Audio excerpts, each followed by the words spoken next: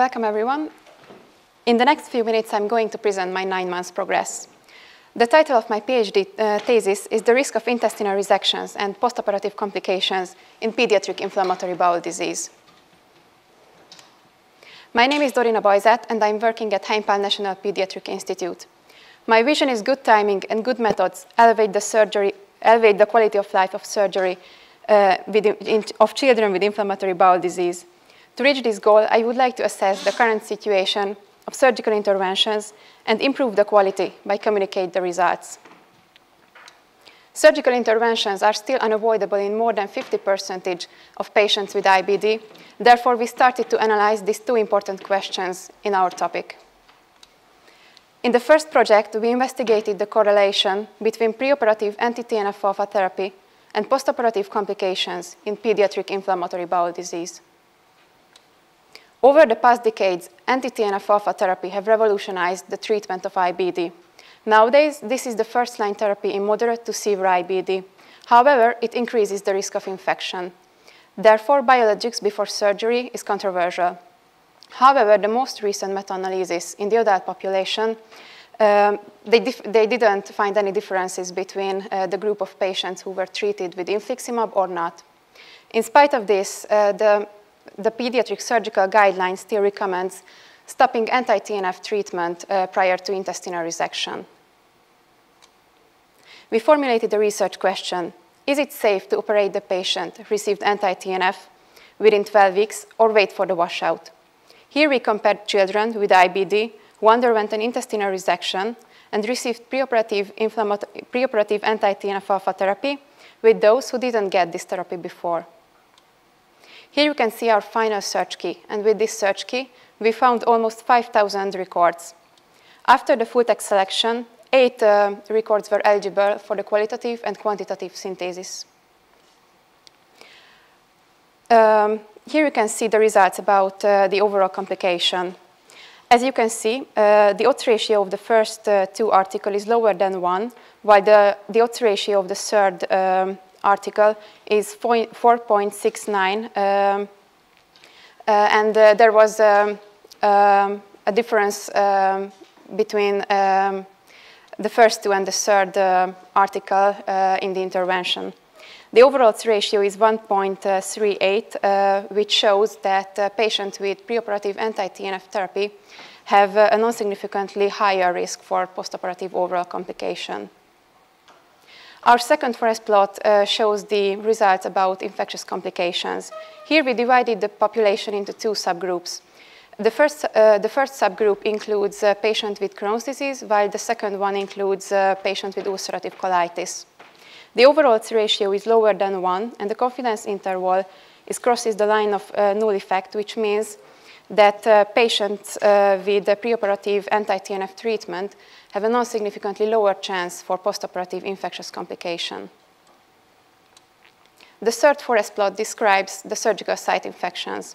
Here we also divide the patients into the 2 subgroups. The overall odds ratio is 0.63, which means the same than last time, that patients with preoperative anti-TNF treatment have a non-significantly lower chance for postoperative surgical site infections. However, in the group of patients with Crohn's disease, we didn't find any differences between the patients who were treated or not treated with this medication. This is the forest plot about non-infectious complication. Here we pulled together 185 patients from 3 articles. The overall odds ratio is 0.48, which means that patients with preoperative medication have a non-significantly lower chance for postoperative non-infectious complications. Last but not least, here you can see the results about readmission. The first 2 articles characterized patients with Crohn's disease, while the third one consists of patients with ulcerative colitis. The odds ratio here is also lower than 1, which means the same that patients with this therapy prior to surgery have a non-significantly lower risk for postoperative readmission. Of course, our meta-analysis have several strengths and also limitations. This is a gap-filling meta-analysis about the association of preoperative anti-TNF-alpha therapy and postoperative complications in pediatric population with IBD. The definition of outcomes are completely the same in all of the involved articles.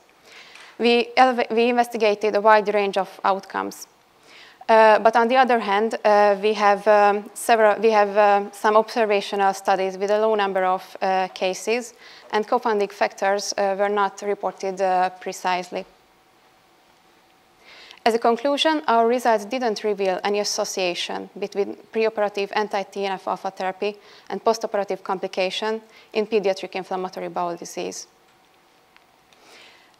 We didn't find any evidence that there is an association between preoperative anti-TNF-alpha therapy and complications.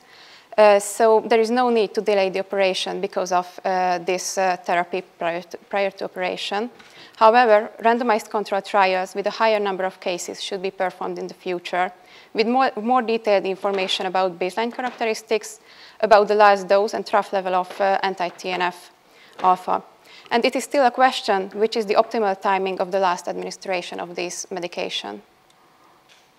Currently, we have sent our manuscript to language editing, and here you can see the first page of our manuscript. The selected journal is Inflammatory Bowel Disease. In the next part of my presentation, let me introduce my second project, which title is Intestinal Resections in Pediatric Crohn's Disease, a nationwide survey based on Hungarian Pediatric IBD Registry. The incidence of surgery in pediatric Crohn's disease is more than 40%. A significant proportion undergo intestinal resection at diagnosis or shortly after diagnosis. It is still a question, is it happen because of diagnostic delay? Our aim is to identify these prognostic factors which are associated with early intestinal resections in pediatric Crohn's disease. HUPIR is the Hungarian Pediatric IBD Registry, which was launched in 2010. It is an existing prospective nationwide registry with 27 centers. We formulated a research question: what are the prognostic factors for early surgery in pediatric inflammatory bowel disease? The population is children diagnosed with Crohn's disease.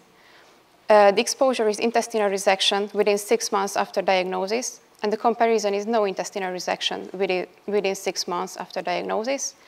And we investigated the prognostic factors for early surgery.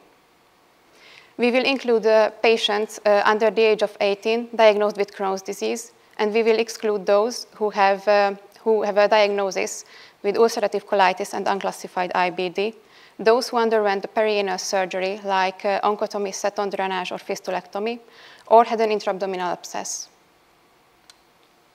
Here you can see just a short overview about my 2 ongoing projects.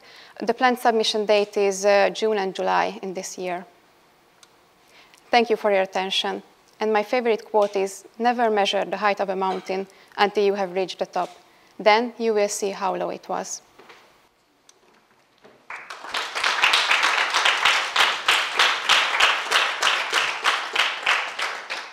They were mostly non-randomized controlled trials in your pool of articles. I wanted to ask, was there a difference between the proportions of the emergency interventions between the 2 groups? And could you analyze the impact of that on the result? Yes, thank you for your question. Your question was regarding to my first project, and I have to say the urgency is a kind of confounding factor. And I mentioned during my presentation, they weren't reported precisely. So our suggestion for the future studies to investigate these confounding factors like urgency or the timing of the operation, the type of the operation, which means was it a laparoscopic or an open surgery? And of course, there are several confounding factors in this project. Thank you for your question. Well, you mentioned that more detailed patient's characteristics is needed in your meta-analysis. Could you please tell me more about this situation and the suggestions? Yes.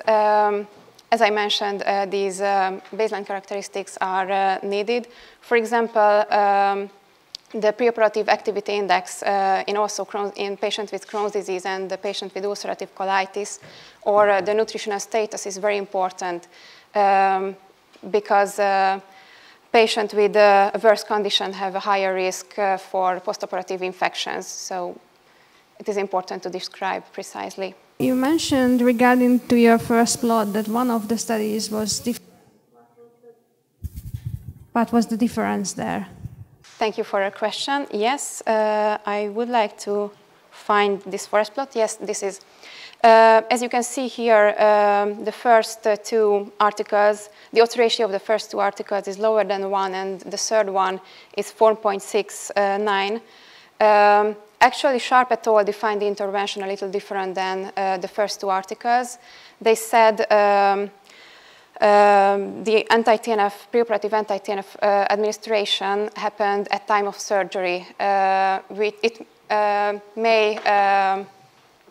It may happen within a shorter period between, so maybe the time period was shorter between the operation and the last dose of anti-TNF treatment. But of course, the number of the patient in the third article is quite low, so it can be another difference between the three articles.